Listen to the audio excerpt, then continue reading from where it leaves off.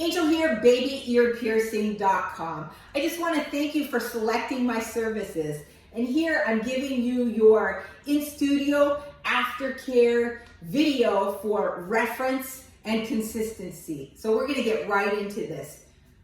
First off, I'm going to give you your aftercare procedure guide. This tells you the difference from infection and irritation and has a lot of helpful tips, preventatives and precautionaries, and solutions for minor ear piercing issues. If you think you're having a minor ear piercing issue, do review the aftercare sheet, and if you cannot find your suggestion or solution, you can text me anytime. Additionally, the jewelry and studio policy is on here. I will also give you a quick reference card. The quick reference card tells you in a word or a few your aftercare procedure order. Also, your recipe for your sea salt solution is contained on this card, and we use the sea salt solution predominantly as an aftercare cleansing solution. I'm going to put that aside. I'm going to give you an 8-ounce applicator bottle to make that sea salt solution. I'm going to give you an aftercare solution. Sometimes it varies, the product. This particular solution comes with a different lid, and I will give you this extra lid, so go ahead and put this on here because it makes application much easier and efficient. And that just the lid simply unscrews to open and close. Do keep that out of reach of all small children. I will also give you 2 ounces of sea salt. You will be using the sea salt to make your sea salt solution. A 1/4 teaspoon. Do keep this out of reach of all small children and pets' way.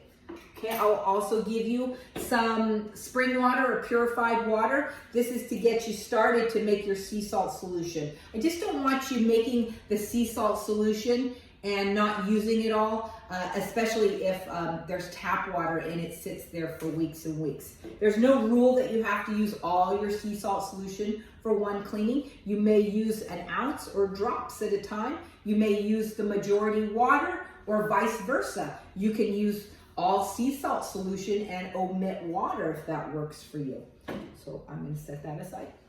You will be cleaning the ear morning and night starting tomorrow for 6 to 8 weeks. Even after the 6 to 8 weeks, do not just stop cleaning the piercing. Periodically, every day or at least every 3 days, clean the piercing, and especially check the piercing if there's been a change in jewelry. You can change your aftercare cleaning technique and your solutions. You can use simply soap and water, or you can use a sea salt solution.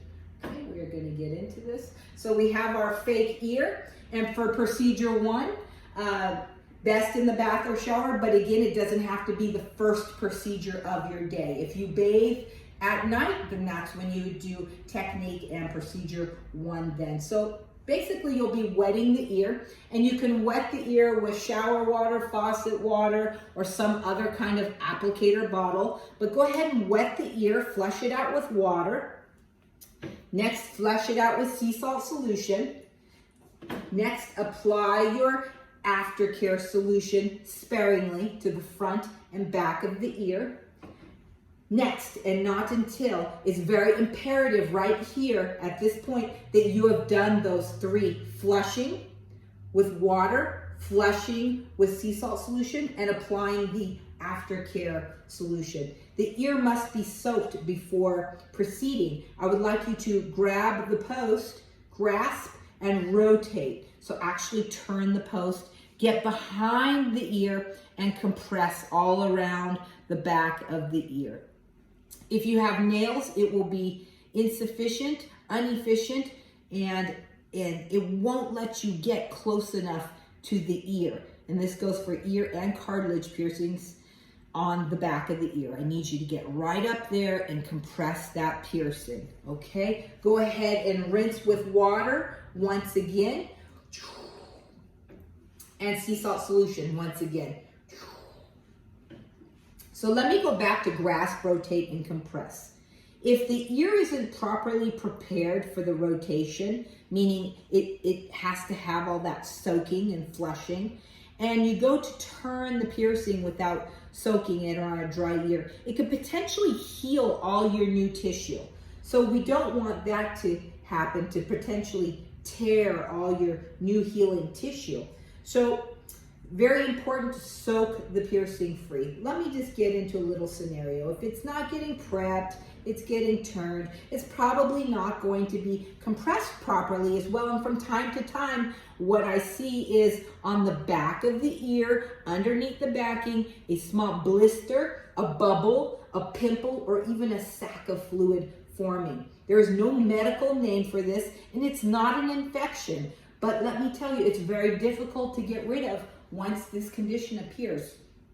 The remedy to rid this condition is contained on your aftercare sheet. Though, again, once this condition is here, it is hard to rid because the remedy is to clean it more so than this involved one-time procedure here. So I'm asking you face to face, please do this properly and diligently to avoid having to move on to the next stage.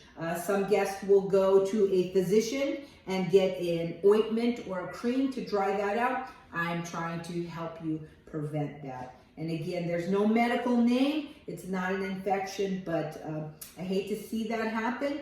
From time to time, it might not be the aftercare. If you're following diligent aftercare, then it should be investigated and examined to make sure it's not your jewelry or the backing. So moving on, for your other procedure, it is very easy. You will love it. It is this: drop, drop, front and back with your sea salt solution, and drop, drop, front and back with your aftercare solution.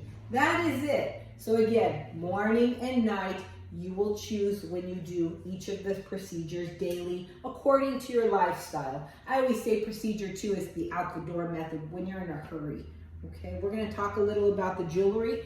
The jewelry is long and wiggles. It's supposed to do that. It has some flex to it. The length is here so the dead cell waste can be washed away and you can get your finger under there for that proper compression. The length is here because all new piercings swell, but you shouldn't notice any major swelling. And it flexes for comfort and for cleanliness. So it has that flex it's supposed to. There is a notch inscribed on the back of the post, and if you listen, that's where the backing sits, flush. Generally, the backings don't move up on themselves or come off. Somebody has to push it on or pull it off, though it can get itched out, shirts on and off of the head, seat belt straps, rough housing, wide mesh woolly sweater, crochet knit blanket getting caught. If something gets pulled out, caught and pulled out, find the piece, wash the piece, wash your hands, inspect, make sure that the back still remains snappy. If it does not, replace as soon as possible, and check the ear to make sure that the ear hasn't suffered any damages. So jewelry needs to be worn in the lower lobe piercings for 6 to 8 weeks, and in the upper piercing 6 to 9 months. So 6 to 8 weeks here, though something must stay in the ear all times for 1 year. Even after 1 year, if you take out the piercing overnight for a short while, even 5 minutes, it can act closed. So sometimes I see or hear people say, oh, I thought it healed in this amount of time or that amount of time. This is from experience. These time frames work the best for most guests that I service coming into BabyEarPiercing.com. So 6 to 8 weeks for ear piercing, leaving something in the ear all times for 1 year, 6 to 9 months for cartilage. Same thing, 1 to 2 years or even longer for that hole to remain. And if that time frame was problematic free, no problems, trouble free. Okay, well, I hope you find this information helpful. Again, thank you for coming in, and hopefully I hear from you or see you for only the bestest of reasons. BabyEarPiercing.